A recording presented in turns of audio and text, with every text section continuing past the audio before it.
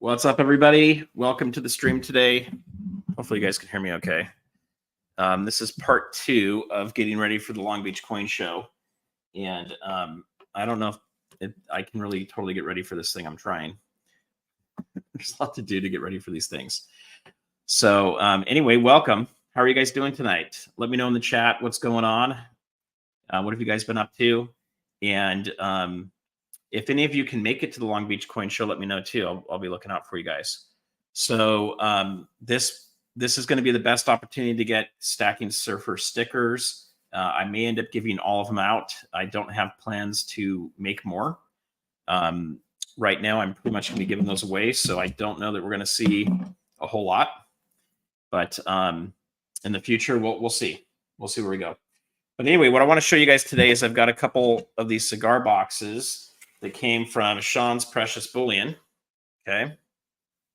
So we're going to be selling some of those cigar boxes. Maybe we'll do a giveaway or two on them. But I want to show you guys some of the fun stuff that we're going to have at the show. And if you guys are enjoying it, and we've got the ability to break away a little bit, we might do a couple auctions throughout the time when we're at the show if we've got internet connection. So we'll kind of see where we're at. So anyway, I want to welcome everybody in here. We've got OC Stacker. He is the first. He feels very special now. So we'll give him that status. We've got Seymour Rivers in the house as well. Ominous Rooster. That sounds scary, man. Watch out for that rooster. And then we've got Jeff Tooley, Angels Tiger Thomas. That name is longer than it was last time. Craig's in the house as well. And we've also got, let's see who else we have in here. We've got Homestead Aquarius as well, and Amy Harrell, welcome, and Strong Stacker. Strong Stacker, that sounds pretty good. So what's up, guys? And we've got Jim and Silver Buff too. So what we're getting ready for is I've got my first official booth at the Long Beach Coin Show here this weekend. It runs on Thursday, Friday, and Saturday. I should probably have that information up so I can tell you guys the exact times. Let me pull it up real quick. So it is, let me pull up the times real quick for you guys. So it's June 6th through 8th, the 8th. Thursday is 10 a.m. to 5:30 p.m. And then Friday is 10 a.m. to 5:30 p.m. And then Saturday is 10 a.m. to 5:30 to 4:30 p.m. So there's the times right there, guys. There's the address and there's the location. So there's the location. We're going to be having a fun thing. We're going to have a banner that says Stacking Surfer on it. So it's going to be pretty fun. And for those of you that can tune in, as long as we can get the internet going, we will do some live streams. And we'll probably auction some of the items off as well. Probably one of my favorite items that I'm going to have for sale is going to be the Drew Brophy surfboards. As you guys know, I've done a lot of videos with Drew. He's a friend. And unfortunately, Pamp is not going to be making the additional boards, which is a big bummer because he had some really cool designs. So maybe we'll find another company to pick up his designs down the road. But these coins are awesome. And I think I'm the largest collector of these coins right now. I've got a massive stack of them over here. But what I like about these is anything you get from Pamp, for the most part, has an individualized serial number on the coin itself. I cannot read this one. Let me hook up which one this is. And by the way, if any of you guys want to join the stream, let me know, and I'll put the chat in there. So this is number 2053 out of 3000. But there's the surfboard. It's a really cool design. This one's called the Enforcer. So you've got kind of like a Hawaiian tiki guy, and there's a fire that's going on. You can see a big wave, and you can see the sun and the volcano and a couple skulls off the back. And then on the back of it, you've got this. So if you guys don't have one of these coins, I'd pick them up. They may be the only ones that Drew gets created. And so that's going to make them even more collectible over time. But anyway, that's pretty fun. And it comes in this nice little box. And, you know, if you brought it down to meet him in San Clemente, you might even be able to get him to sign it for you. But anyway, there's the home for that. So that's pretty fun. And a couple of these I'm going to hold on to for milestones for the channel. We'll do giveaways on those. So I think we'll do a giveaway at 10,000 for that. All right, guys. So let's see. I want to see what you have in the chat here. Beautiful surfboard. Oh gosh, I'm gonna sneeze.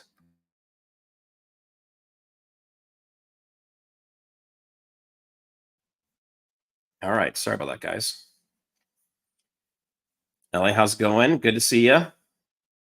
And let's see who else we got in that jumped in here. Cashmere Fuzz is in the house. Daniel, Cassie's in the house, and we've also got Juan Justo. Welcome, guys. If I missed anybody, apologize for that. All right, so I'm going to show you some cool things that I've got that I'll be putting on display, as well as will be for sale. This was from Liberty Coins, so a little shout out to them. That's a local LCS around here. And a lot of you guys will see their online division on eBay. But I was able to pick this up for $25 an ounce. It is a 4-ounce, I guess you would call it a bar, even though it's pretty thin.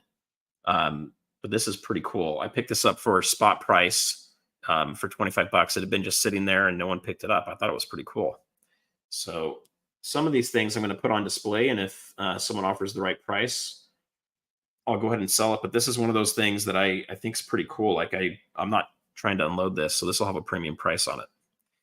But for $25, I mean, seriously, who's not going to grab that? But it was sitting there forever. So they're like, yeah, if you want it, take it. All right, we got this guy that's pretty cool. This is from the Republic of Ghana. So I don't know why the U.S. doesn't make cool flags and eagle coins. We have to have other countries do it, but whatever. So that's pretty cool. So we got that. And then we've got, okay, a handful. I'm just going to go through a bunch of stuff on here. So by the way, if any of you guys like any of these coins, take a screenshot of the screen and send me an email. And or if you've got Instagram, you can DM me on Instagram with a picture of it and say, hey, I want one of those. How much are you selling it for? And I can get you guys an info on it. But I'm going to show you just a lot of real cool coins we've got. So this is a Kookaburra 2021 that comes in this cool case. And I do like the Kookaburras a lot. So these are really cool. The problem is I try not to stack too many of these things because, well, they have a high premium on them. So you got that guy there. All right. This one's pretty cool. I think this is Una and the Lion. So you guys have probably seen this one around. So we got that. So there is the King of England. A lot of this is just random stuff I found on auctions for good prices. So we got a giraffe here. So that's kind of fun. And then I got a bunch of kookaburras I'm going to show you guys here in just a second. Here's Ethereum. So just a round for Ethereum. I do own a little bit of Ethereum, and I paid like $200 for it, and it's now gone up to about 1,100 or something like that. All right, so we got a bunch of kooks I'm going to show you guys in a second. This is the mythosaur from Star Wars, or from, you know, Boba Fett's insignia. And then they've tried to build a bunch of myth around that with the Mandalorian. That one's pretty cool. So let me show you guys my kooks. I actually really like the 2022 design a lot. So this one's really cool. And I have to tell you, when you look at kooks and you look at koalas, I think the quality of these is pretty much the best you're going to get out there. The coins just come in, look so nice. So here's another fun one. This is one I picked up at Tim's when I was visiting Yankee the first time. So 1990 to 2020, he had rolls of these. He had like 60 or 70 of these. I probably should have picked them all up now that the price has gone up. So look at that guy. That one's pretty cool. 30th anniversary. These usually have a little bit higher premium. So if you guys are doing any selling on eBay, you got to look for deals like that when you find them at the LCS. If you find the LCS is just selling these, I think Tim was selling these for $30 each. And I think they normally go for around 40 or more. But But yeah, the Perth Mint is awesome. So this is a 1992 Kook. So that's an older one. Queen's a little younger there. And this is 1990 to 2015. So that's another fun Kook. There you go. Hey, Niels, Hans Dynasty, how are you doing? And I actually have 2 of those. So there's another one. And I got a 3rd one of those. So there's another one. So that's kind of my Kook collection that is in 1 ounce. I do have some bigger ones. I think I've got a 10-ounce Kook. I don't know where that is. Maybe that'll show up today. And then we've got this biblical one here, Haggai 2:8. And then I've got a couple of these American Reserve that are kind of fun. Oops, right there. So I've just collected a lot of different stuff. We're going to put this out. We don't know who's going to have what interest. These are some Silvertown bars, a little bit more vintage. But I've tried to auction these off and no one cared. So now I'm going to do a coin show. I don't know if it's my style or if I just have not advertised myself enough as an auctioneer. I don't really like to do that very much, but I couldn't sell any of these things. So I decided we'll just do a coin shop. Or not a coin shop, a coin show. All right, what else we got over here? So I got some fun bars I'll show you guys. And one of the reasons I'm showing you all this is because I think a lot of this is going to sell out. And I won't be able to show it to you again. But here's a cool silver gold bull, 10 ounce. I have no idea where this came from. I just found it in my stack. So that can happen sometimes.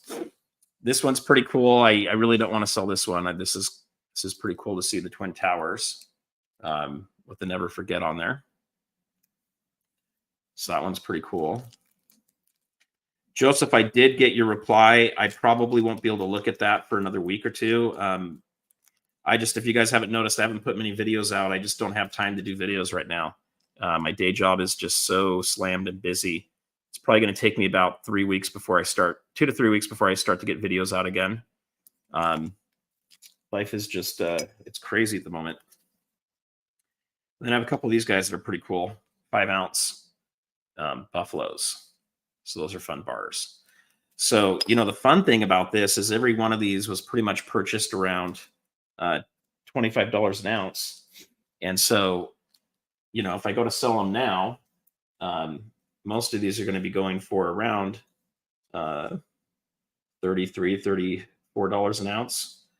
And, if you have places you can buy from a wholesaler and you can sell retail, then you start to be able to create a little bit of arbitrage, which allows you to grow your stack, which is pretty cool. The Twin Towers bar, I think that might have come from Guido Stacking's auction. This one's really cool too. This is I want to say this is a 10 ounce bar. Yeah, this one doesn't even say what it is. I'm pretty sure that's a 10 ounce bar. It feels a little heavier, but that one's really cool. So sometimes you just come across these really cool vintage bars that you have no idea what they are. You might not even be able to find it on eBay, but these are pretty darn cool. And then here's another Silvertown 10 ounce. So that one's pretty fun. But that's pretty much what I have from bar perspective. I've sold all my 100 ounce bars. I've sold all my kilos. I probably sold them a little too early, but I was able to move them into Eagles when Eagles were at a really good price. So to me, that was really cool. I enjoyed doing that. So I know you guys understand. It's been a little bit crazy lately. So these are really cool. For any of you guys that know, I have a huge love for ship coins. I don't even know what this series was called, but these are really cool. The triangle ships where the ship's upside down and then you see the shipwreck on this side. But I got that whole set in antiqued, which is really cool. So I'll just show them you this way, even though they're upside down on the back side. But I think these are really cool coins. So these run about, these ones are a little bit more expensive. I want to say these run for about if I had to look at it.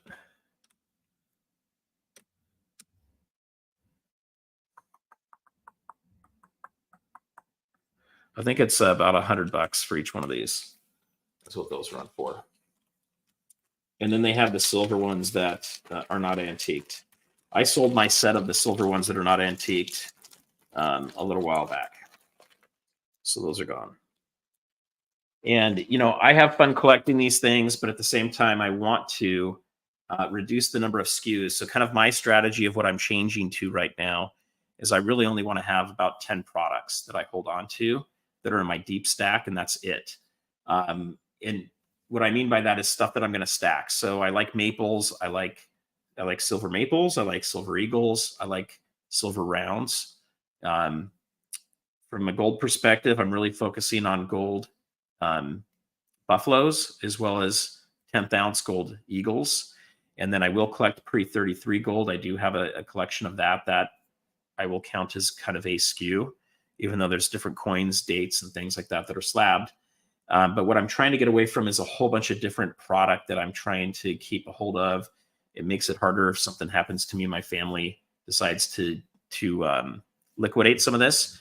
So I'm really starting to build more of a deep stack that's really just a few things. And then outside of that, I will have a stack that we may use for auctions or to take to coin shows, which is a lot of what you're seeing now. And it's really just stuff that we come across for good prices, and then we'll turn around and sell it. So to me, a lot of this stuff's just going to kind of cycle through. So here's another fun Scottsdale 1 ounce bar, which I think is going to be fun.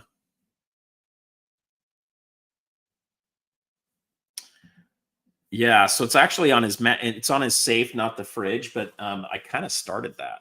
We put that up there. And it's kind of fun to see it up there, guys. So I was hoping to visit him a couple weeks ago, and it just wasn't working out. We're hoping to get with Nick too. So stuff I would stay away from, guys, because it's expensive and it's hard to sell, is going to be cool stuff like this. You might think it's really cool at first when you see it, but this is a lot harder to sell. There's a small universe of people that want these. There's very few of these that are made. They're pretty darn cool. They have a premium 5 ounce, which is kind of fun. But I try to keep that down. Oh, you have one on your fridge. Okay, that makes sense. So, yeah, I'm going to be taking some magnets with me. That one's kind of a fun one as well. And then you can't go wrong with the buffaloes, guys. This is about as generic as you're going to get. However, there's different companies that make these, and some of them look a little nicer than others. This one has a nice shine to it. So those are pretty cool. All right. And then this is a fun Prospector Gold and Gem 5 ounce bar. You know, this is stuff I'll just find on auctions that no one else is bidding on. And a lot of times you can get it close to spot. Why not grab it? You can always find someone else to sell this stuff to. Okay, now this one is a crazy one. I bought this from Silver Dragons. I'd have to look up the price, but no one was touching it. He lowered the price, and just for the silver in it, it was worth it. But this is a 5 ounce, really cool silver round that no one wanted. So I went ahead and picked that up. And I think why no one wanted it is because it had this bunny colorized on the other side. But it is silver, and silver is silver. And these are really hard to find. So this is one that's going to find a special home at some point in the future, or you know, we'll just hold on to it. But it's got a cool wolf on the backside. So I don't know. It's like a Jessica Parker thing or something like that. So if you guys like bunnies, let me know. All right. If anybody wants to come up, let me know in the chat, and I'll share the link here, and you guys can come up and chat with me. That way I'm not just rambling the whole time as I'm showing you guys this stuff. Let's see. And then look at this. I found a bunch of these bars. They're kind of cool. Here's like a sidebar. But I've got a bunch of these flag bars. Must have been 4th of July when I picked these up. So I think these will be fun bars. People will probably be going for these on this this weekend here. So I got a handful of those guys. So, you know, I am a proponent for buying some of this stuff. One thing I want to point out is with silver going down today, it did not change the price of this coin. This coin's going to stay the same whether the silver price is at $20 for spot or the silver price is at, let's just say, $33 a spot. If you start to see it moving above that, I think you'll see the price go up a little bit more. If you see silver moving below 20, you might see the price come down a little bit. But coins like this tend to have much more of a stable price. And that's also a downside to them as well, because you don't get the upside of it. So that's something to kind of be aware of. If you're just going to buy, generic Buffalo rounds versus a coin like this, know what you're getting yourself into. This is going to cost more, but it's going to kind of hold its price. This one's going to cost less. And if spot price starts moving up, you're going to get a lot more bang for your buck with these. So just be aware of that, guys. West Texas Stacker, how's it going? Good to see you guys.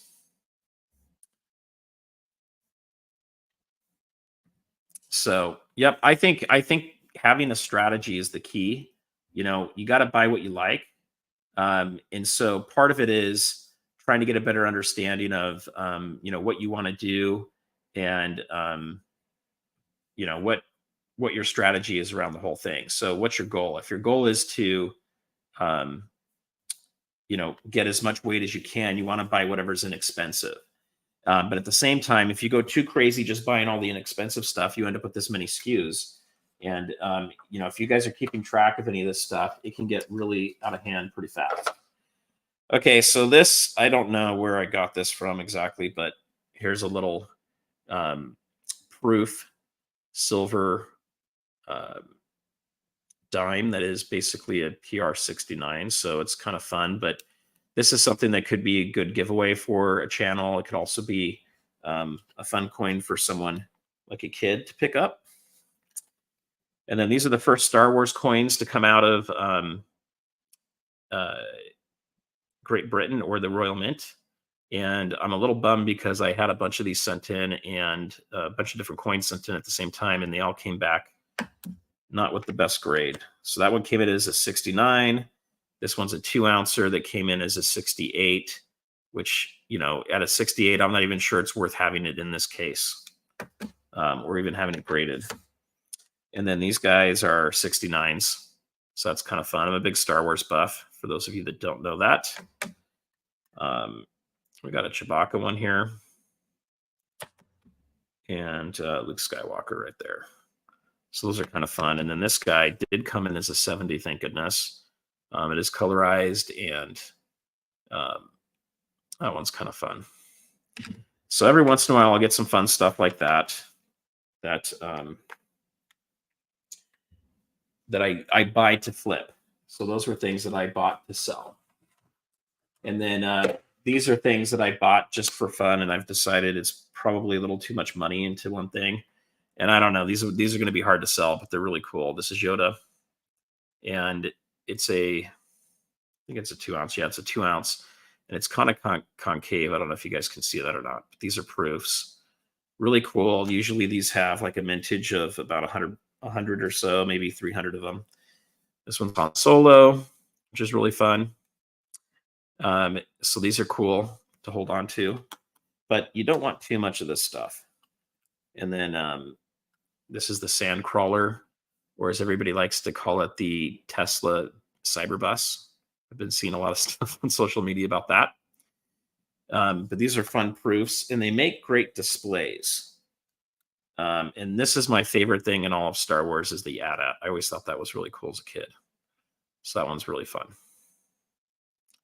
So that was really fun. I remember going to see that at the movie and the original Star Wars. All right, so that's what we got in this box. And then we're struggling, we're not struggling, but we have this one straggler that's a 1 gram. This is a Germanium mint. So I wouldn't worry about this kind of stuff, guys. Don't pay premium for that. No one really cares. These are kind of fun, but my wife's wallet doesn't really have room for it. But so this will get sold. But it's a silver card for you to carry around, an ounce of silver the size of a credit card with you. So that's kind of fun. If you're going to do something like that, I almost prefer just to get a little gram of gold and hide it in your wallet somewhere. It's not going to set off a metal detector or anything like that. But I don't know. What do you guys think? Do you think, do you like any of those ones I just showed you? Try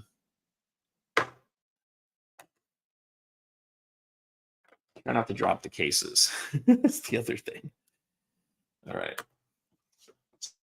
So I'm back in real quick as we're talking. And I'm going to pull out my other box to show you guys. And then I'm probably going to call it a night tonight because I have to still go through all my inventory for what we're taking to the show. But I think it's pretty fun. I think it's fun stuff. I've enjoyed putting this stack together. And to me, it's, you know, part of the fun is just putting it together and seeing what you can find and getting the good deals out there. And, you know, picking something like this up at $25 and then being able to turn around and sell it for, say, $33, $34 is pretty cool. You know, I always like to, when I'm looking at profitability for myself, I'm always looking at what's my replacement cost. So that becomes a big factor for me as I go into doing this stuff. So I'm not just looking at, hey, I paid 25 bucks for it and I'm selling it for 33. There's a big profit. The price of silver has gone up. So you have to take that into account. So what I usually do is I look to see what I can replace it for and what can I do. But if I sell one of these guys and I can go turn that into, say, 2 ounces of silver, I think that's a bonus right now too, especially if you didn't pay retail for it, right? If you paid, say, 28 bucks for this and the coin goes up to, say, 45, that's when you get a massive benefit. I know, lots of goodies to share, guys. Well, one of the reasons for starting the channel is to share this stuff with you guys and help you make fewer, you know, bad choices. And I'm not saying these are bad choices, but sometimes we get caught up in buying stuff that may not be the best stuff for us to buy in particular because it may not end up meeting our goals. So for me, I had a business I sold. I needed to put my money somewhere, and I didn't really feel like just putting it all into the stock market in 2021 when things were going down. And so I decided, instead of just leaving it cash because I saw inflation was coming, I decided to put more of it into precious metals, and it's been a pretty good thing for me so far. If you guys look at it from 2021, you know, we're looking at about a 30 to 31% increase in value versus if you just held on to dollars. And if I had just put it into bonds, the bonds weren't paying that much back then. They've gone up a lot since then.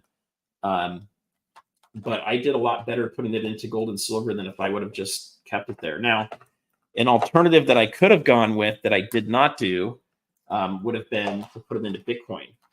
And for any of you that watch my channel, you know that I talk about it, but it's not something that I recommend you get too heavily into.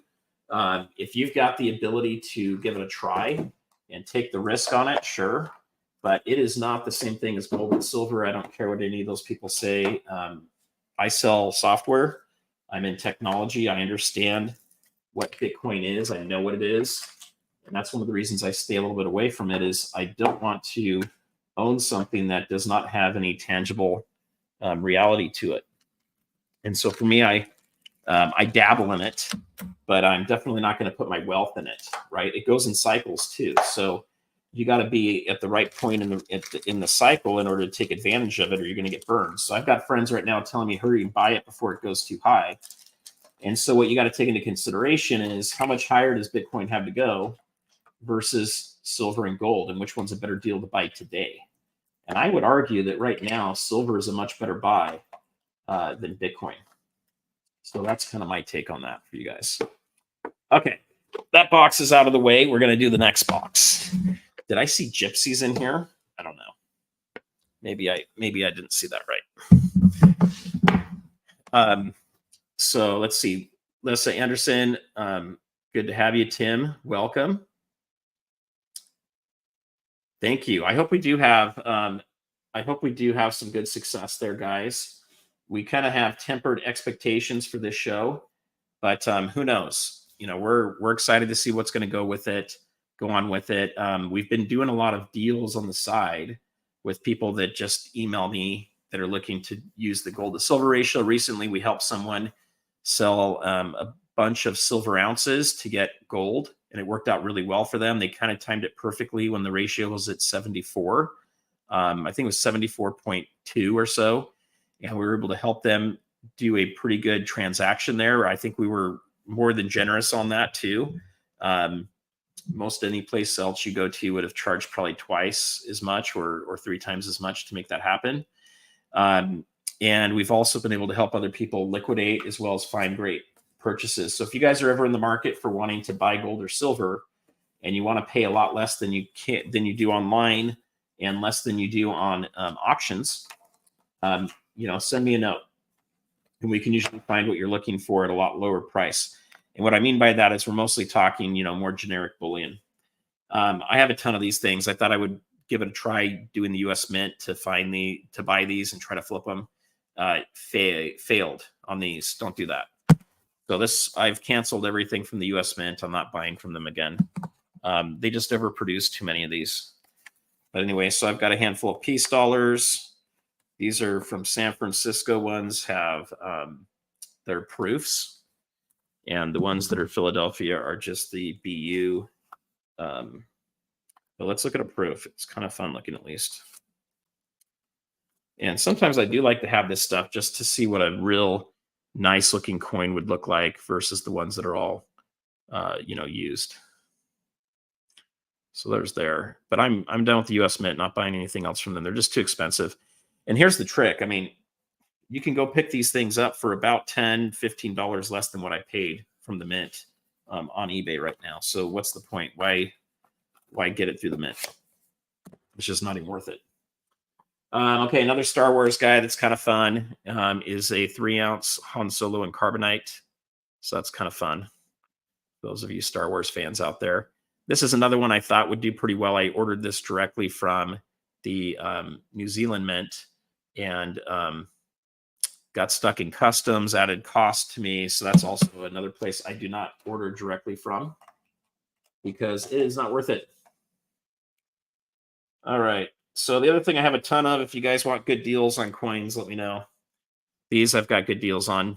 So that's Daffy Duck and Bugs Bunny. That's the first one of the series. And I don't know if they're making more of them or what the situation is with, but I picked these up at really good prices. So these are coins that I have a ton of that I'll be moving. And, some people get caught up on what's on the coin. And they won't buy it because they don't like what's on there, but it is silver. And if you can get a silver, Bugs Bunny for the same price as a silver eagle, I don't know why you wouldn't. So these guys basically go for about the same price as a silver eagle. So if you can find these, I still think these will probably net you more down the road than a silver eagle, especially because it's a sovereign coin from Samoa. So I have a bunch of those. That was my foray into trying out buying a tube and seeing if we could flip those online. And that didn't pan out quite the way I wanted to. The Black Flag series, though, I did that. And those ones did pretty well. So with the Black Flag, I was able to sell most of those.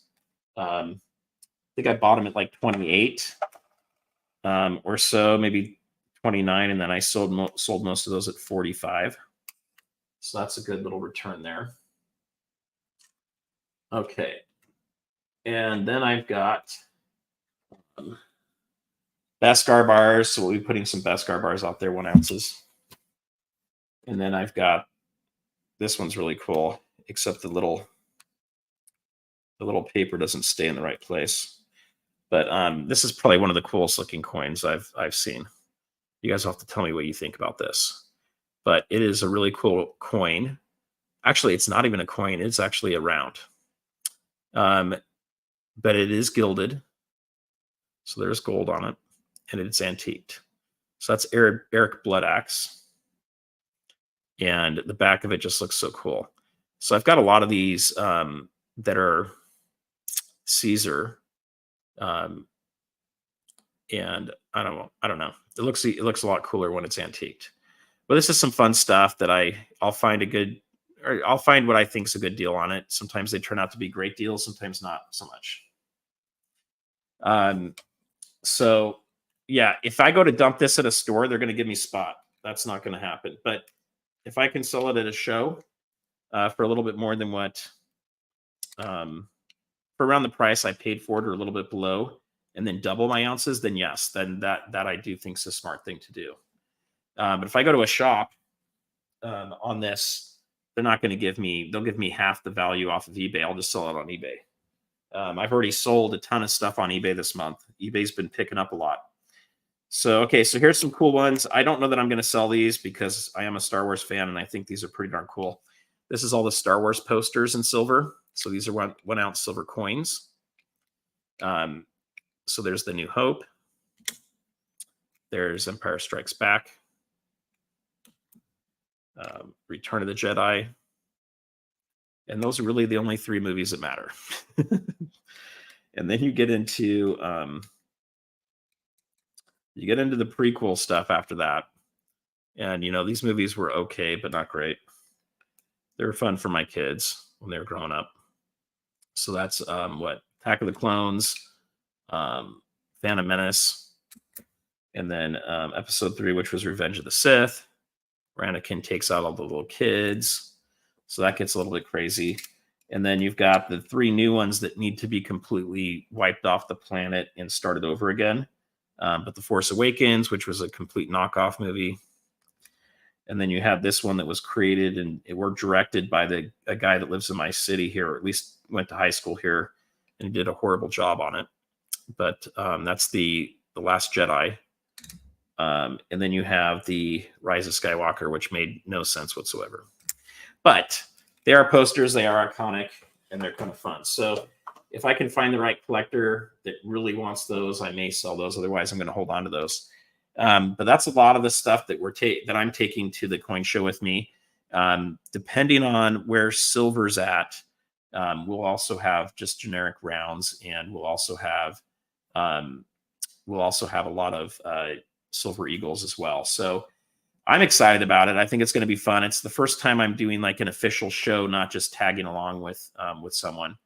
And you know, I think it can be really fun. So Silver Journey's in here. Let me see if I can pull open the Kooks again real quick for you.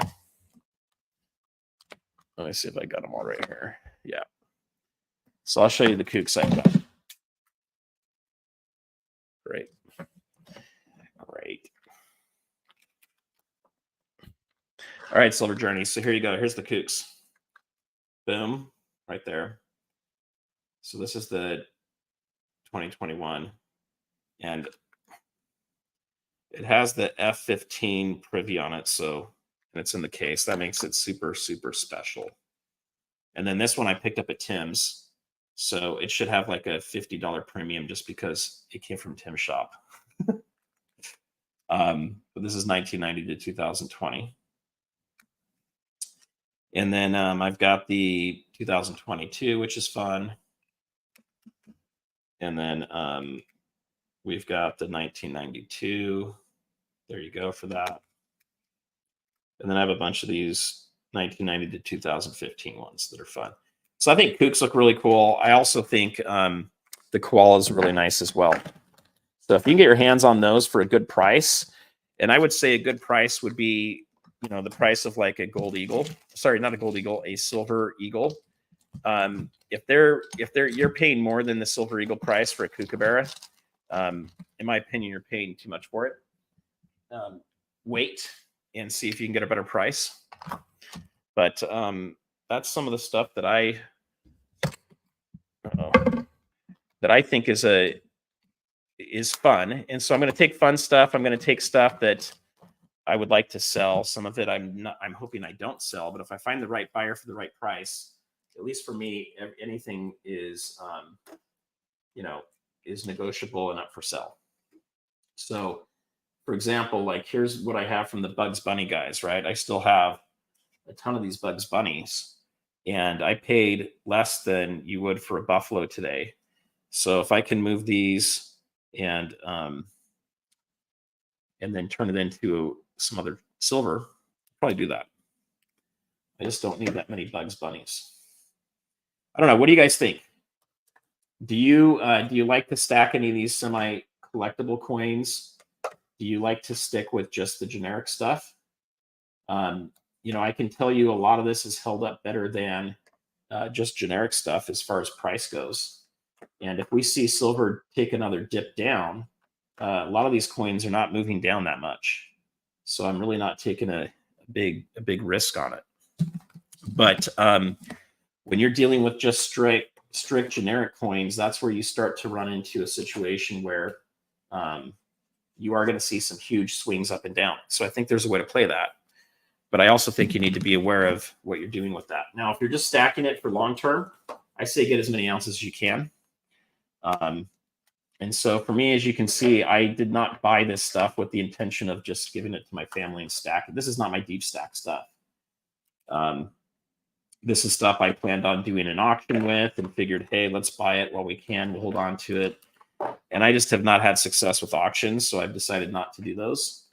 No matter what I try to do on these, when I try to do these auctions, I just can't seem to get people to show up. Even when I sell stuff at spot, no one shows up. No one wants to buy it at spot. So go figure. But that's what I've got, guys, that I'm going to be taking to the show with me. And I wanted to share some of that with you. And then the last thing, I'll just show you the stuff that I do like to splurge on that I think is really cool. And this one's probably going to end up being a prop for my backdrop as I get that created, is something like this that's really fun. So this is the Aztec calendar or sunstone, and it's a kilo of silver. And just so you guys know, like I mentioned, a lot of this stuff does not move too much in price. It kind of gets stuck where it's at.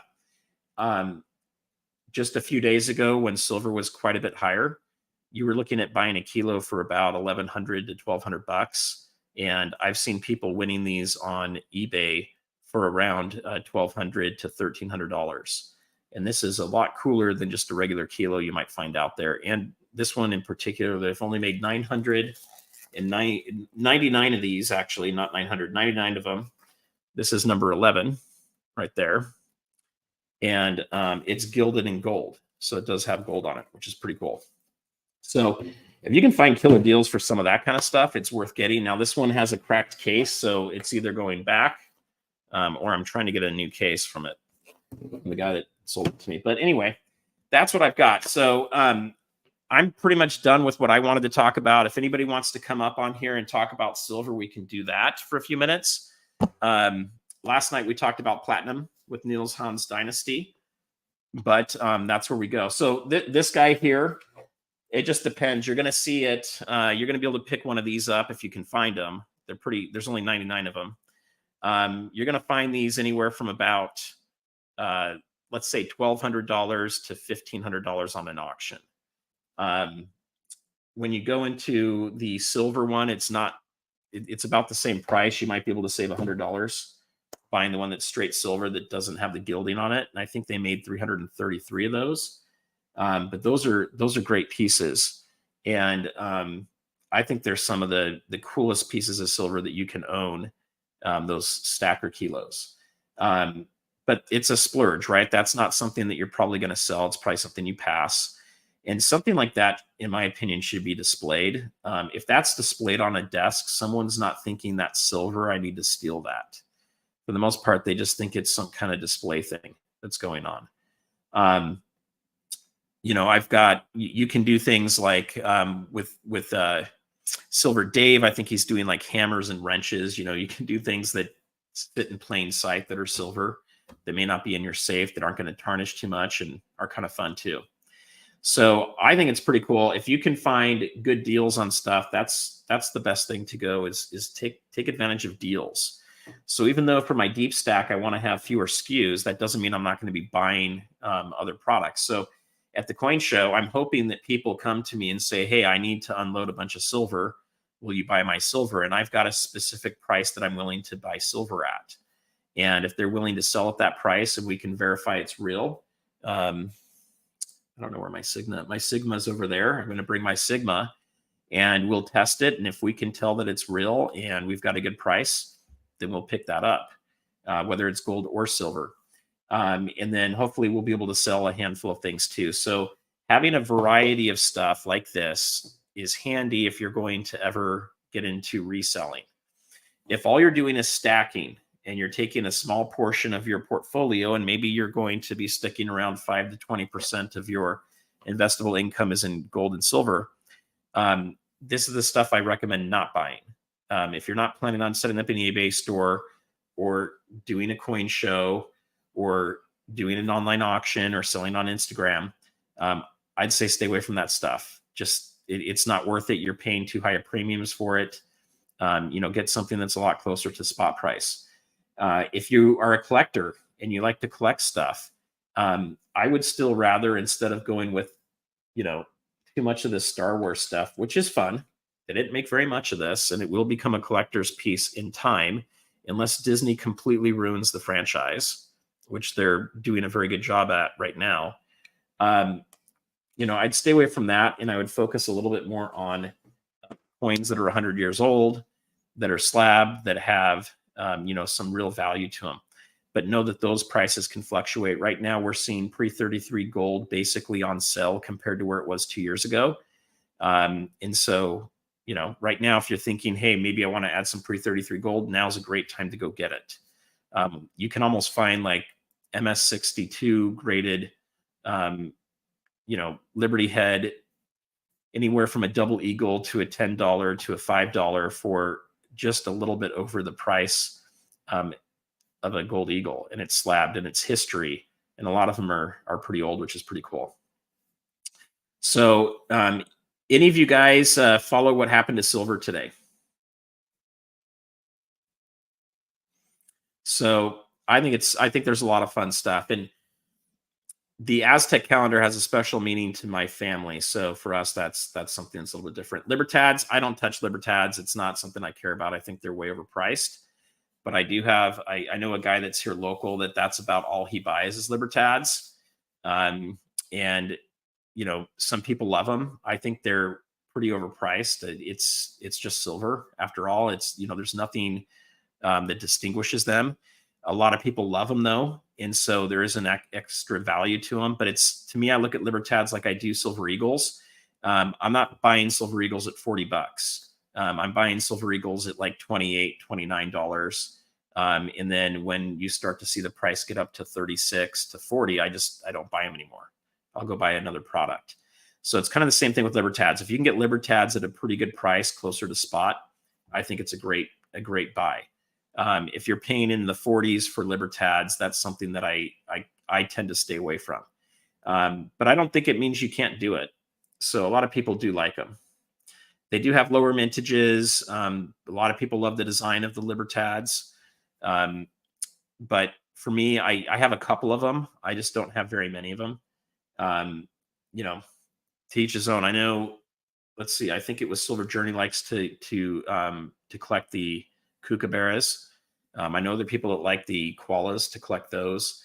The one thing I haven't heard of anybody really collecting is Britannias. Those things like spot like crazy. They have a lot of milk spots on them.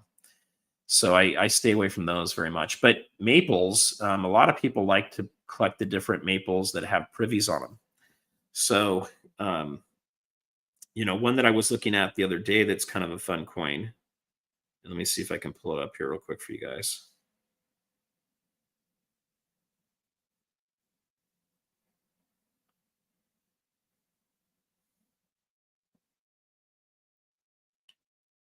Let's see if it'll pull it up.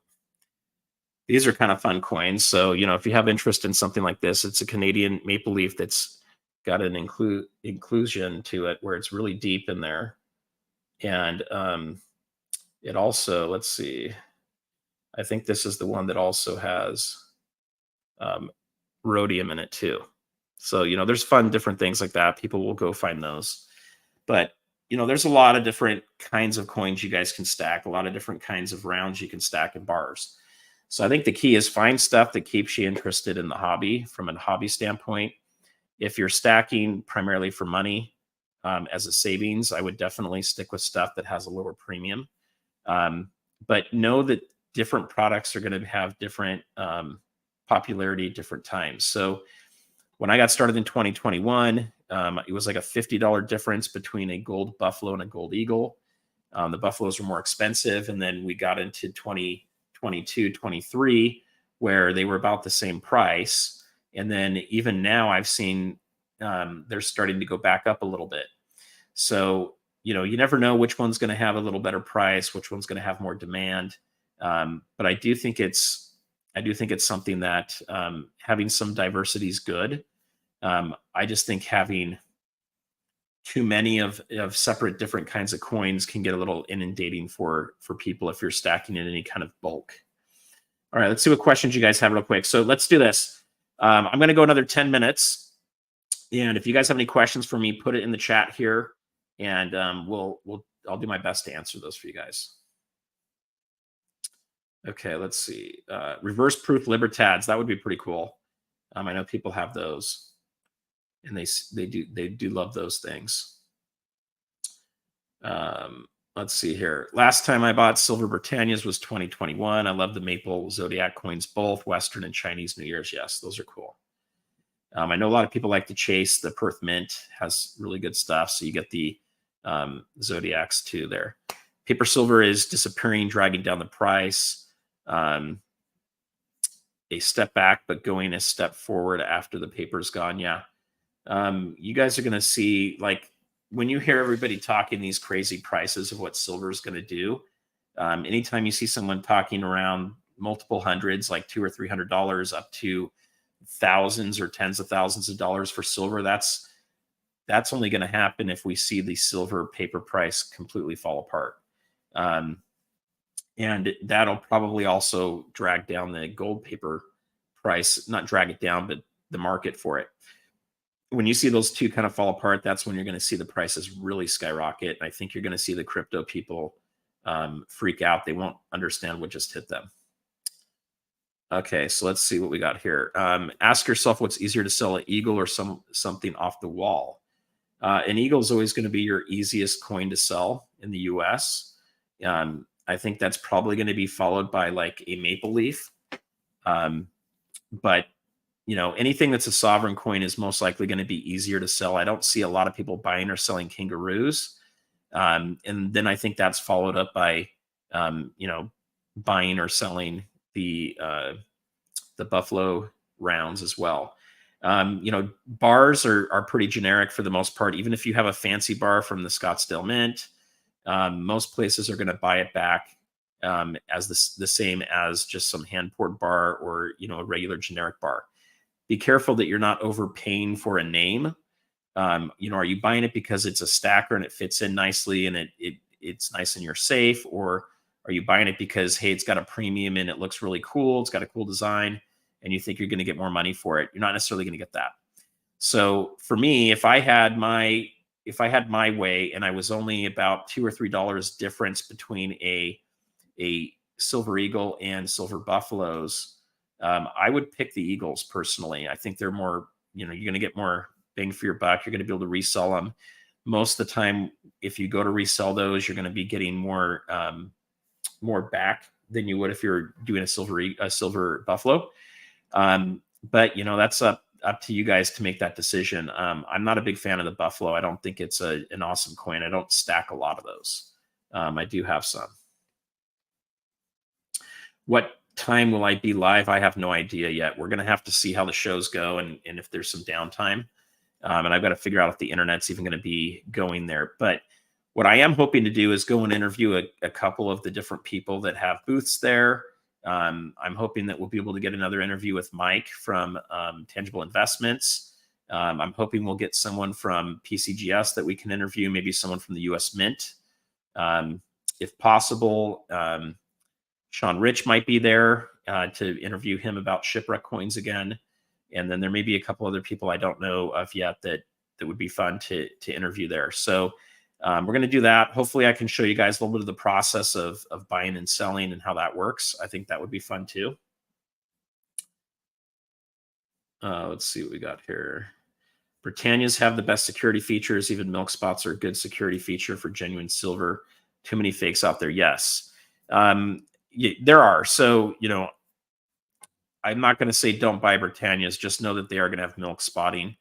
I think your best bet for buying Britannias, in my opinion, is going to be in sealed mint tubes or getting like a monster box that's sealed. Then you're not worried about if it has Milk spots are not, because you're not looking at it, and you've got the guarantee from the from the seal that's on there. I would always test those as well if you can. All right, let's see what else questions you guys have here. Countdown to the show. I don't have a countdown. I'm just kidding. We are getting closer to it, though. Is anything going to happen on the 9th of this month? I don't know. You guys will have to tell me what's going on. I've been so busy with my day job, I haven't really followed anything in particular. I do hear that the non-farm payroll's coming up on Thursday or Friday this week. I just haven't had a chance to check it yet. That is going to be something you guys want to look out for. It could affect the price up or down depending on what happens. So do pay attention to that. If you ever need crypto money, I will take the Aztec kilo off your hands. Okay, deal. I do like that, though. That thing's pretty cool. All right, let's see what we got here. So silver paper price COMEX has sold 350 to 390 troy ounces of paper versus 1 troy ounce of physical. That can be a problem. Yeah, it can be huge. So just think about this. What happens if a lot of people take the real silver out of the COMEX, and then all of a sudden you end up with 400 people that want that ounce of silver, and they find out it's not available? That'll blow the whole system up. And that's when you have 400 people times the number of ounces that are supposed to be in the COMEX scrambling to go buy the silver. And that can, drive the price up substantially. I don't think it's going to be a 1-for-1, but I think it can really drive it up. And that's a good conversation I had with Andy yesterday that hopefully we'll get that out here in the next couple of days to you guys. All right, what we got here? The big picture is that when the other 99% of the people start buying silver, they won't care what kind of silver it is they will want. That is true. Now, what I will tell you guys, this is my hypothesis in a couple different situations. This kind of a coin here is a coin. Okay, it is from a country. It has a denomination on it, $5. Typically you're going to buy these for a little bit more than a silver round, but it's going to be quite a bit less than an eagle. So let's just say eagles are selling for 36 today. Let's say silver rounds are selling for 32. A coin like this might go for $33 to $34. When everybody else is out there wanting to get their hands on silver, so kind of to the Forbidden Planets comment here, they're just going to want to get their hands on silver. Now, you may try to sell this to someone and they might say, well, I just want silver, and they'll go for the lowest price stuff. The problem is as the lowest price stuff goes, this will be the next to go. So you'll have a chance to sell this, and you'll probably get a little bit more money for it than you will on just generic stuff. Same with bartering. If we get to the point where you had to barter to go buy, a bunch of grains to make bread, and you had your silver, I do think you're going to see a situation where certain coins will have more popularity in regions. So you may have a neighborhood that has more interest in kookaburras or more interest in eagles. They may have more interest in libertads, but I don't think they're going to have such an interest in it that you're going to be able to say, hey, I bought my libertad for 20% more than a buffalo round, so I should get 20% more. I don't think that's going to be the situation. Is Nick and I going to go live again? We will as soon as she's available. So we may be able to do that as early as next Thursday or Friday. She's taking a lot of vacation time and having fun. And so I'm just waiting to see what's going to happen for her. I've been traveling to Boston multiple weeks in a row, and then I have a lot of sales conferences coming up. So as soon as that kind of winds down a little bit, I think we'll do a show or two in June. I think we might get 1 or 2 in July, maybe 1 or 2 in August. So we have more that are coming. So don't worry about that. We haven't given up on that. It's just scheduling. So it's just kind of the summer break that's going on, guys. All right, let's see what we got here. Good advice. I hope so. I try. A lot of this is my opinion, guys. And so you always want to double check stuff. All right, what do you got here from Gerald Draper? I have several categories that make up my stack for expenditures and exchanges like ASCs and constitutional to fund collectibles. generation hand down. I agree. So I've got some, I don't have them with me right here, but I've got these 25-ounce silver bars I got from my dad that he got from his dad. And those were the first pieces of silver I got as an adult. Those are not for sale. And, I've seen people selling them for crazy amounts of money, or at least trying to on eBay. That's going to stay in my stack. It's something that came from my family. There's certain coins, rounds, and bars that I want to hold on to and just pass on to my family as well. So I think it's really good to have that. One of my first videos I came out with, I talked about really the 10 different kinds of stacks that I have. And how that can kind of fit into place. One of those being jewelry, for example, is part of my stack. It's precious metals. And so I look at stacking in many different ways. When I talk to people like Yankee Stacking, and he talks about he's just a prepper stacker, you're going to get the opinion that everything should just be the least expensive and go for it. However, he's starting to buy some of the fun collectible stuff too. So you do run into that. But I do think it's important to have a strategy and a plan. If you're just buying willy-nilly and you don't know what it's for and you're just putting it away, that's okay. But it can be a little messy if you get into a situation where you need to sell. So for me, I've had a lot of crazy expenses come up that I wasn't expecting. A good chunk of what I bought was temporary. So I wanted to buy stuff that I could turn around and sell pretty quickly. And some of the stuff I bought's perfect for that. Other things I bought, not perfect for that. And that's one of the reasons I'm having to do some of these shows, is to sell some of the stuff that I probably shouldn't have bought. Many of you are just going to add a little bit each month. I sold a company and I had a big chunk of money. What do I do with it? And I didn't want to go put it all into crypto. However, had I put it into Bitcoin, I would have more gold and silver today. But I didn't want to take that risk. It was too risky for me to go put a bunch of money into that. So it all depends on your strategy. If you're just stacking and you've got a pretty fixed income, you got a little bit of money each month that you can put into gold and silver. First off, if you don't have a lot of wealth, I don't think you need a lot of gold. Gold is wealth insurance. If you don't have a lot of wealth and you're wanting to shore up your family and you're hoping to make more over time and kind of increase that wealth, I think silver is a good play for that. All right, what we got here? So the jobs report is 8:30 Eastern Friday morning. So start doing a little bit of research. I'll see if I can find some information to share with you guys via the community tab on the channel before this comes out. But do a little bit of research on this. See how the market is, the expectations are here, and how that's going to affect things.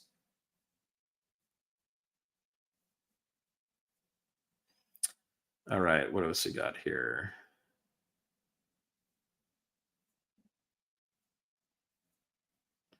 All right, so if I have some still, we can reach out to me, Amy, around that time. Let me know if you want some of those still. You're very welcome. Bruce Fish. Oh man, I'm not sure how to pronounce your last name, or if that's another name. I'm not sure. I'm not gonna slaughter that one. But thank you. All right, let's see what else we got here.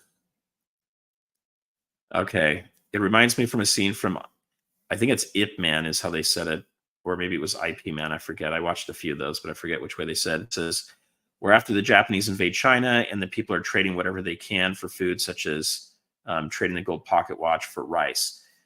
We get into an SHTF situation. Do not think you're pulling your silver out to barter.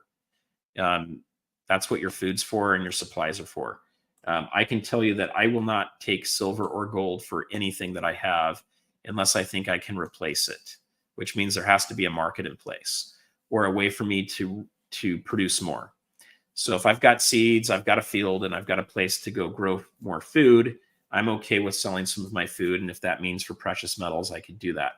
But for the most part, you're going to be trading for commodities that you can use, things like shampoo and soap and toothpaste and toothbrushes and stuff like that. Once the market gets set up and there's a way to produce again, then I think your precious metals will come in handy there, but mostly silver. I think gold is a little bit more for when society gets reestablished, if we get that bad. I don't know if it's going to get that bad, guys.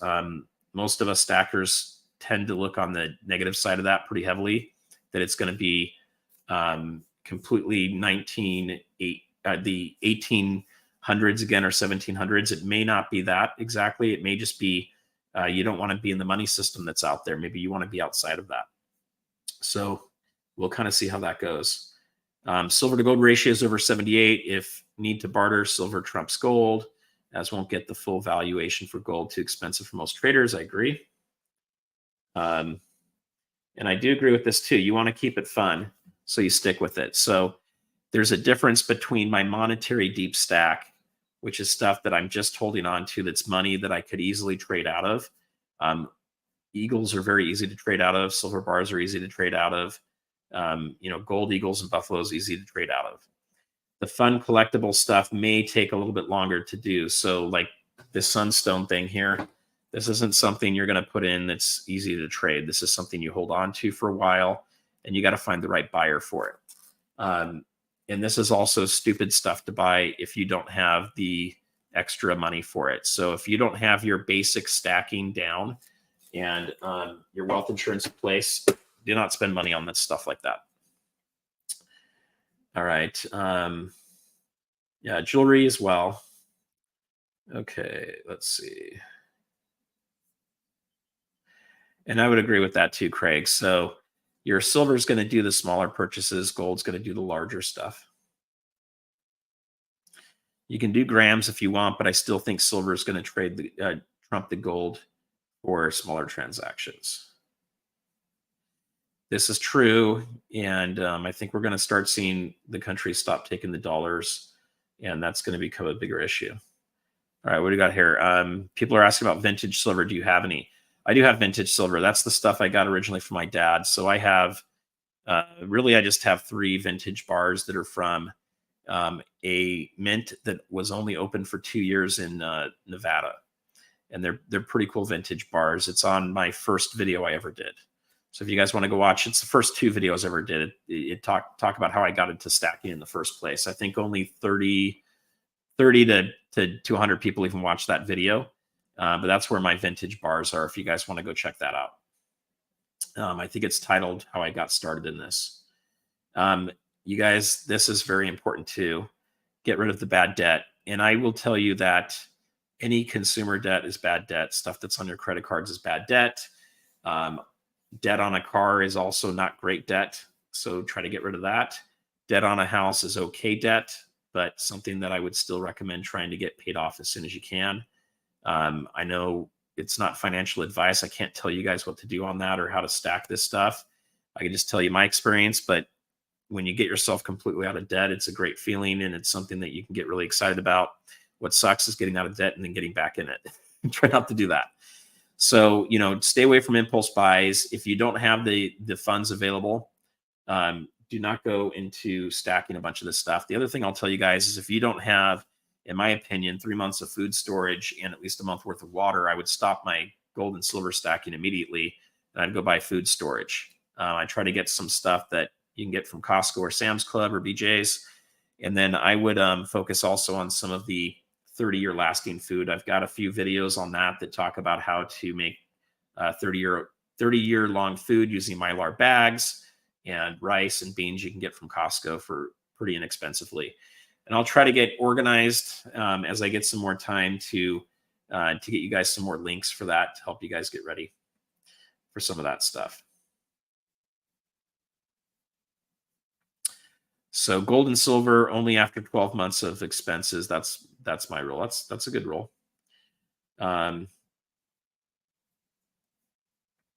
So no credit cards. I have to have credit cards. There's no way for my lifestyle to go away from credit cards. When I'm traveling and you go to a hotel, if you don't have a credit card, they will take the entire amount of money for the room, which is usually a lot more than what you're paying for the room per night. And they will seize all of that money from your debit card. You never want to use a debit card at a hotel.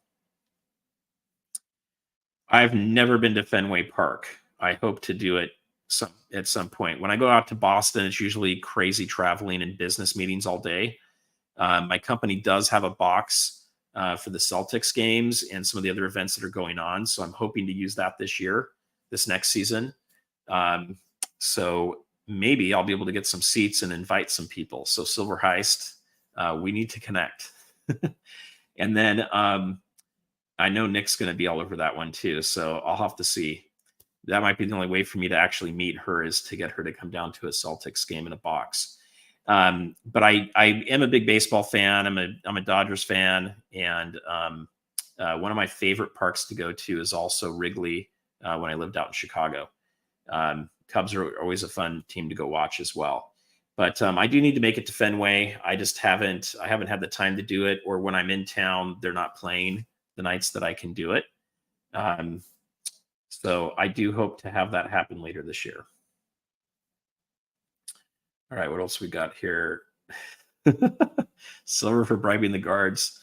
Yeah, that could be the case. If we get that bad, I don't know, man. If it gets that bad, I'm not going to be really happy about stuff. If we have to bribe people to get out of your city and to get across state lines, then find a better place than California to reside in, because I don't know if they'll let us out of here. Yep, that's true. So we've just hit that 50-year mark, I think, a few days ago, if I remember correctly. All right, let's see what else we got here.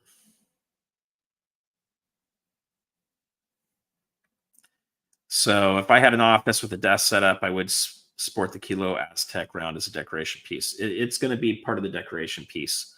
So I'm going to put a few things together that'll be fun, and people, no one's going to think that's a piece of gold. They're not going to be looking at it like that. I know everybody, it's funny. I talk to stackers and they say, oh my gosh, don't let people know your name. Don't let them know where you live. Yes, there's probably a few crazy people on the internet that might try to seek you out, but for the most part, people have no idea what any of this stuff's worth. So my concern's not so much on today. My concern is when you see silver and gold skyrocket and everybody's hearing about it, and then they see your face and they say, hey, you're the guy that knows all about that stuff. That's maybe a little bit concerning, but for the most part, I've talked to a lot of people on the street about this at the beach. I've done interviews. Most people have no idea what this stuff's worth. And even when they thought it was worth $3 million, when I was handing them a silver ounce, and they're like, yeah, this is worth $3 million. Okay. They didn't try to take it and run or anything. It was kind of funny though. Let's see.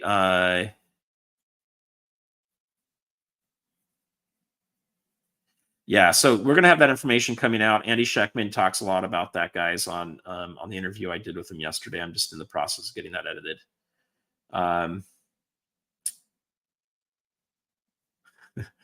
So here's the other thing: if you're gonna put your gold in the ground, make sure you have landmarks and you know where it is. That's funny, but I wouldn't do that. I'd put it in a safe. So that's a cool one. A patent coin. I don't have any of those. I didn't get the silver one yet either. I'm trying to decide if I want to worry about doing a whole series or not. I did get the Napoleon ones that are pretty cool though. All right. Hidden behind the paywall, but Zero Hedge said, an expert sees Fed's lowering rates sooner than expected based on worsening employment. So maybe Friday payrolls will start the news. That's interesting, Silver High. So I think that could happen. I mean, honestly, the reality is the Fed should have never kept the rates as low as they did for as long as they did. And it's one of the reasons I don't like the Fed. It's a problem with the Fed. The Fed basically creates bubbles and then breaks them on purpose. As far as I can tell, it looks like it's a way for them and a lot of the super wealthy to kind of play the markets. And they play that at the expense of the retail investor, which is a big shame. So you guys learn how to do a little bit of research on that. I am hoping to get a better setup to where I can share some of that news with you guys on a more regular basis. What's the Dixie doing, the DXY? How's that going to affect short-term gold and silver prices? What are some of the bigger trends that are going on? It's going to take me some time to get that more organized, but I've got some ideas around how I might attack that. But the reality is they cannot hold the silver and gold price down forever. We are going to see prices move up. We're going to continue to see inflation. We never raised interest rates high enough to stop the inflation, so it's still here. I just went to a fast food place, and they've moved everything up 95 cents. So it's still happening, and that's just from 2 weeks ago. So inflation usually goes into cycles of threes. If you don't tackle it, we're going into the second cycle or the second wave. And those often get larger and larger each time. If what Silver Heist is saying is true here too, and we start to see the rates lower faster, we could see the inflation really start to kick in again. So inflation is going to be bullish for the precious metals. It'll be bullish for cryptos too, for the most part.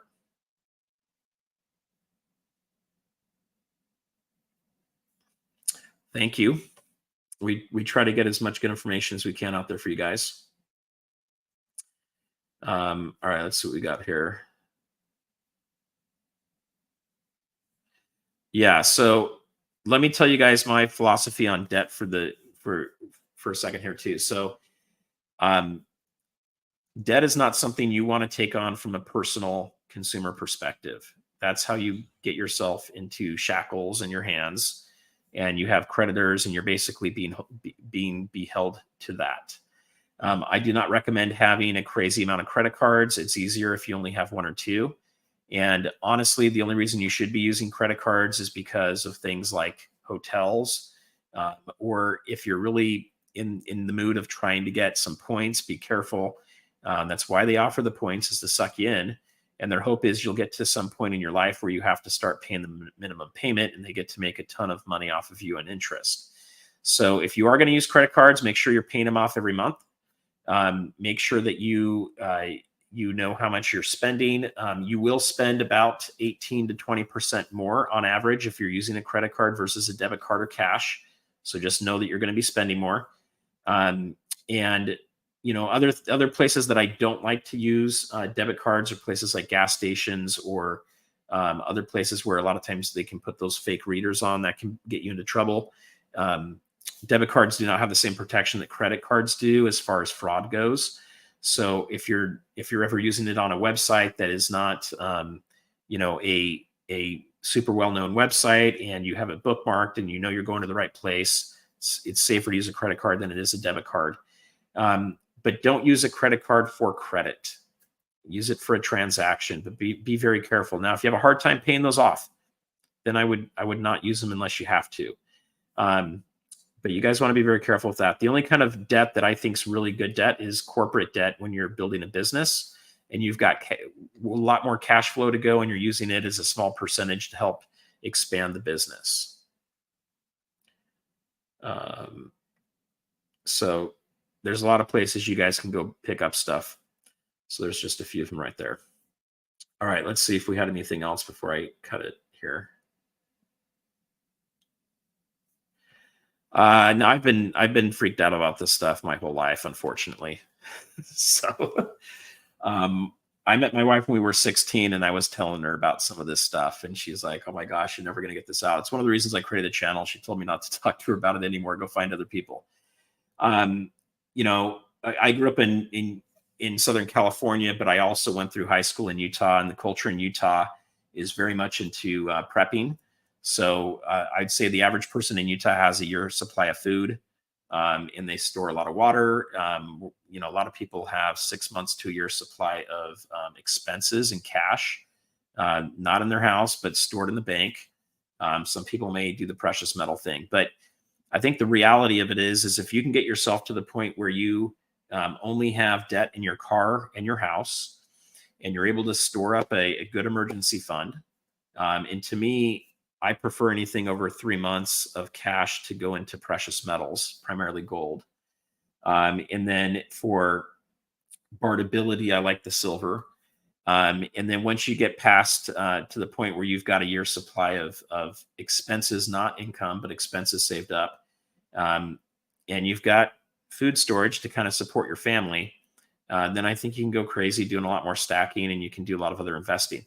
Stacking doesn't produce yield, so I like to invest in real estate. That's my favorite investment.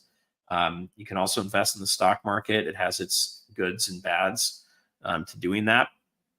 And, you can buy a business and you can make money from that. One of my best investment was a business that I invested into that was on Amazon, and we started it in 2007, sold it in 2021. And I want to say my return on investment was something like 38,000%. It was like insane. I didn't put very much into it, but it made a great amount of money, um, which allowed me to pay a lot of debt off. So, things like that can be very beneficial. But as far as the prepping goes, it's been something that's kind of in my culture growing up, and it's something that um, I've always just wanted to be a little bit more prepared with it. Now, the thing you got to be careful with is we never know how big or when or how bad something's going to happen. You may never have a major catastrophe in your lifetime, so don't go crazy getting yourself into debt to prepare. Don't go crazy buying a whole bunch of devices and a ton of food storage um, that you can't afford to buy.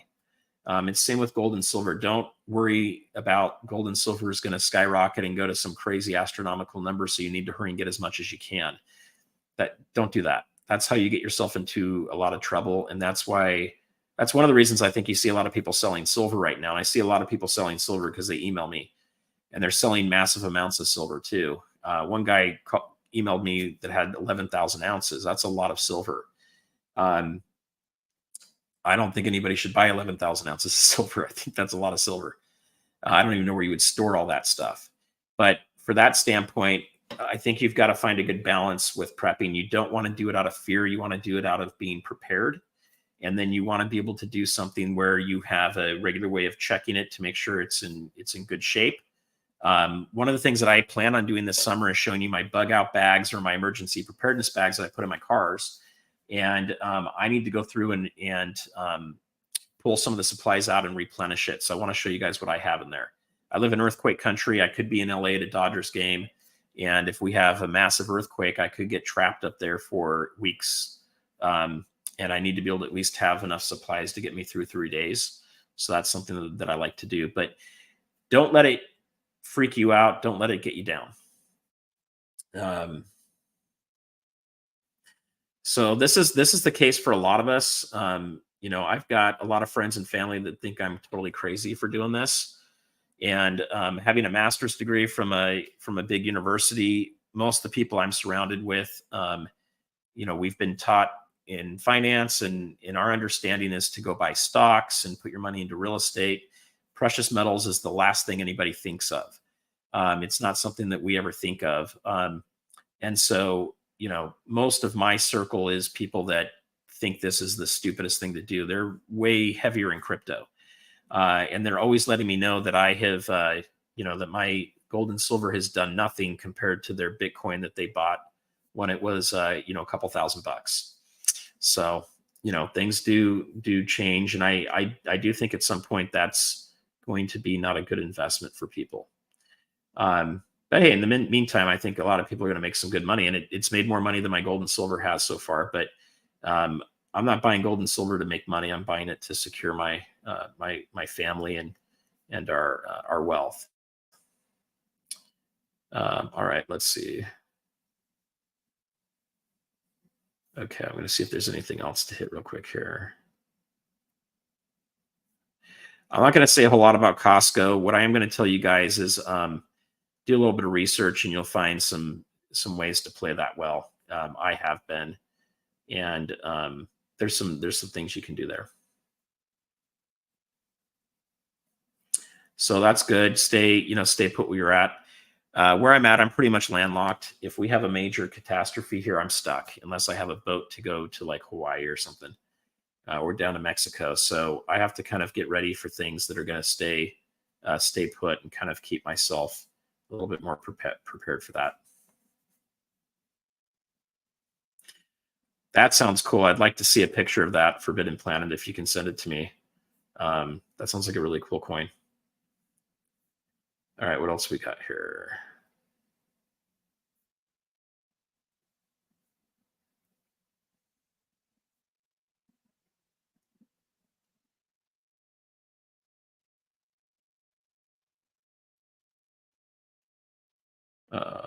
Let's see.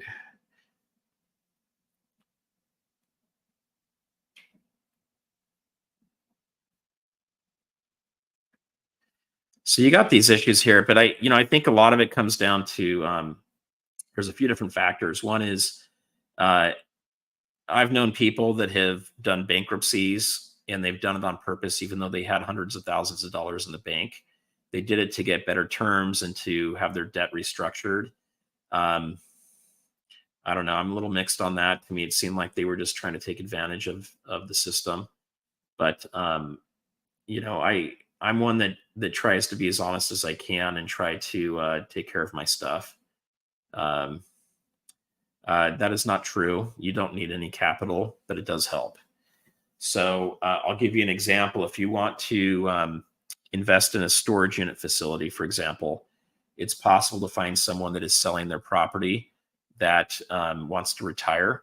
And you could potentially do a deal with them where you put no cash up front. You take over the management of the property and you create some kind of a partnership where you're paying that person, and you tie up their property with a promissory note to pay them down the road. Sometimes they'll want a little bit of money. Those are really hard deals to find. So without cash, it can be really difficult. I came from a banking and real estate family. We used to have a lot of means to be able to do that. If you have cash, you can pretty much do whatever you want. But if you don't have cash, it definitely is more difficult to do, but it is not impossible. You know, one thing that some people will do is they start to build up some cash is, you know, buy a duplex, live in one side, rent the other side out. Eventually you upgrade to a fourplex where you live in one of the 4 units, you rent the other 3 units out. You can make a lot of money starting that way and really build from that. You just got to be ready to unplug a lot of toilets. So know what you're getting into with that. I have done some of that, and that wasn't the fun part of real estate. So this is true. Health has trashed my family. We've spent way too much on it. I'll just give you an example. We've spent over $100,000 fighting Lyme disease for my family, and we're not done. So it does catch up, and none of that's covered by insurance, by the way. Let's see.